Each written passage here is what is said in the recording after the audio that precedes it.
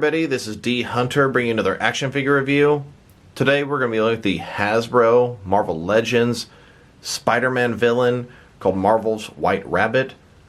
I must confess, I'm not familiar with Marvel's White Rabbit, but I am familiar with DC's White Rabbit, which is a Batman rogue. I figured I could use this figure as a fill-in for her. Maybe I could head swap her onto a more appropriate body. And at the same time, I thought she would be appropriate for maybe an accessory for Mad Hatter, being the White Rabbit, and she's got sort of a pocket watch around her waist. So let's go ahead and check out the packaging here. Marvel Spider-Man, Marvel's White Rabbit, Hasbro. You can see her in here. She's got some kind of umbrella. I don't know, a flame base of some kind. Face looks pretty cool. Got 2 ears. She's got some whiskers here. Like I said, some sort of pocket watch around her waist. The fact that she's a white rabbit and has the time there definitely has a Mad Hatter vibe to me. Spider-Man logo at the top. Build-A-Figure, Demi-Goblin. Here she is on the side from the comics. Same thing on the other side. The bottom here, we do have a barcode in case anybody needs it.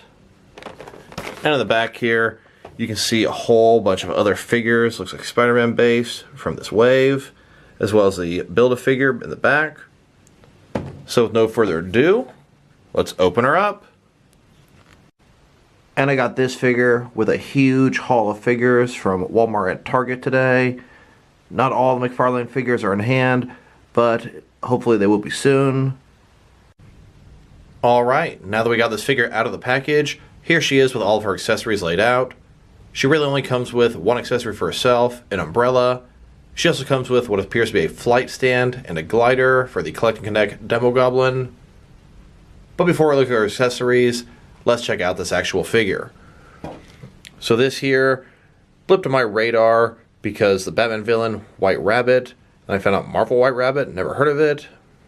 Her head is great. Look at the ears. There's a little bit of texture on the white part, kind of representing some fluff. Her paint job is crisp. I see nothing wrong at all with the eyebrows, the whiskers, the lips, etc. Her hair is flowing, and honestly, I think it looks great.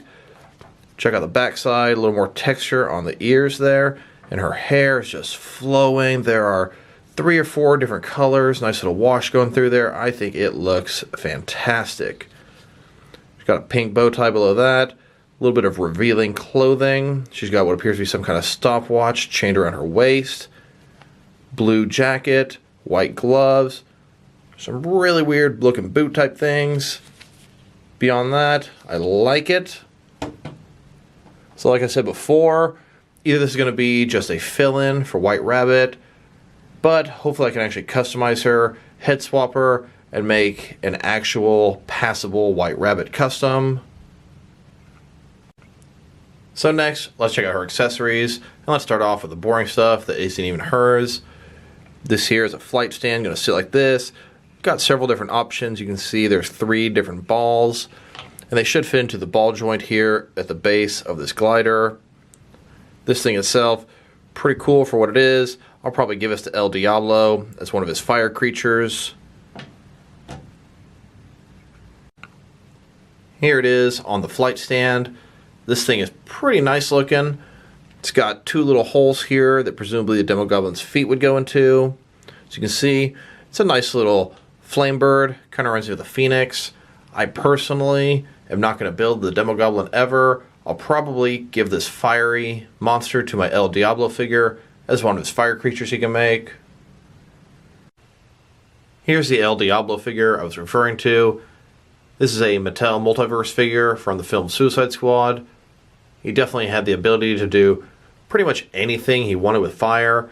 I mean, he could destroy, wipe out entire armies. Same time, just make a woman dance out of fire.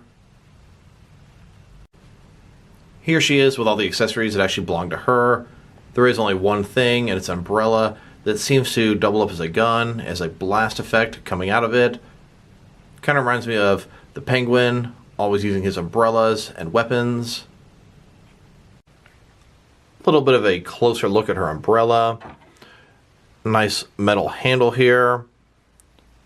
pink umbrella, nice sculpting detail, this thing is shut, and of course, blast effect on the end. Now I know for a fact this is going to go with my penguin arsenal. And here's her umbrella, next to all the different umbrellas in my action figure collection. The majority of these came with various Batman penguin figures. One of them came with the recently released NECA Crooked Man.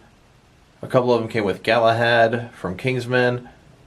And in the barrel there, we've got a bunch of paper umbrellas, which are drink accessories, but honestly they scale up pretty good with action figures of this size.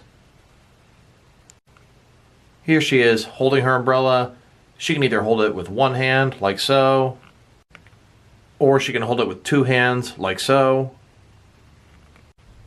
Now that we've taken a pretty good look at her accessories, next let's check out the height of this figure. So from the bottom to the top of her head, she's sitting at about 6.25 inches, translating to about 16 centimeters. And then if you go to the top of her ear, she's over 7 inches tall from that point of view.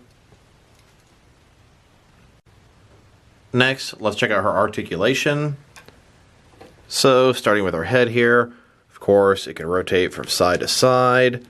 She's able to look down about that far, up, really not much at all. The hair is going to keep that from going any further back.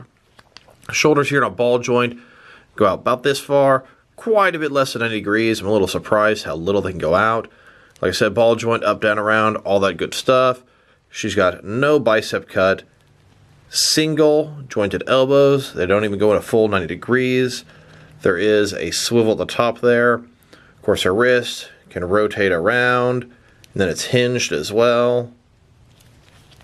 She's got some kind of ball joint here in her torso area. It's going to allow her to rotate from side to side. Not a whole lot, though. And as far as going forward and back, just a littlest bit. Legs go about that far. Not 90 degrees. There's a ball joint side of there. Then go forward, about that far, back, really not too much. She's got a thigh cut below that. Double joint knees below that, then go all the way in. She's got a boot cut. Then her feet here, of course, they go up, then go down. There's no articulation, and they can rock and rotate a little bit. Next, let's check out what we can possibly do with this figure as far as using her for White Rabbit. Here's a picture of the White Rabbit from Marvel Comics. This is pretty much exactly the same version the figure is made of. Even though I've never heard of the White Rabbit, apparently she's from old school as well as modern Marvel Comics. And then here's a look at the DC Comics Batman Rogue named White Rabbit. She is only in the modern DC Comics. So I was going through my action figure collection to see if I had any appropriate base body figures. Looking for someone that's wearing white lingerie. On the left here we've got what I believe is a Toy Biz Marvel Legends White Queen. And this one wasn't quite the right look I was going for. I actually looked at other White Queen figures and there really isn't one that's appropriate for this use. And the right hand side here, we've got a wrestler figure. She also isn't exactly the right look, but definitely considerably closer than the White Queen. So I went ahead and popped her head onto that wrestling body. The head seems to be a little bit too small for the body. It doesn't sit on there quite right either. Of course, I could probably adjust the height of where the head sits. Overall, it's not quite the right body for White Rabbit. Don't get me wrong, it's sure closer to the DC White Rabbit than the Marvel Legends figure was, as it was by itself. I think I'm going to have to keep looking and probably end up customizing something for my needs. Next, let's check her out compared with some other action figures. Starting off by looking at her with some other Rabbit action figures. Here she is with some Mattel wrestling figures in rabbit suits. I often use these for Mad Hatter henchmen. Here she is with several Jazzwares Fortnite Rabbit Raider figures. I also often use these as Mad Hatter henchmen. And here she is with a bunch of different McFarlane Fortnite Night Hare action figures. And as I'm sure you could predict, I often use these as Mad Hatter henchmen in my action figure world. While we're on the subject of all these different rabbit-themed figures, it's times like now I wish I had a Donnie Darko figure. And here she is, next to a couple of actual white rabbits. Here she is, next to all the different Mad Hatter Batman villains I have in my action figure world. Here she is, hanging out in my Mad Hatter shelf. This is where Mad Hatter stays with all of his accessories. Honestly, I'm probably going to end up getting a second one of these figures, so I can customize one of them into the DC White Rabbit, and I can keep the other one as is, and probably throw her with my Mad Hatter figures. Maybe it can be an Alice they sort of brainwashed into working for him.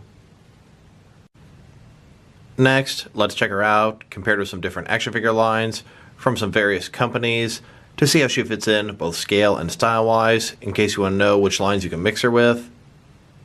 First of all, here she is with some DST, or Diamond Select Toys. And here she is with some McFarlane action figures. And now, next to some NECA figures. Here she is with some DC Direct and DC Collectibles figures. And then, here she is with some Mattel wrestling figures. And here she is next to some Mezco 1/12 cloth soft goods action figures. Here she is next to some Mattel DC Universe Classics figures.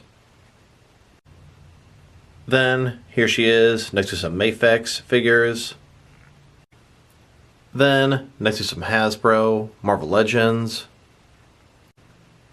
And here she is next to some SH Figure Arts action figures.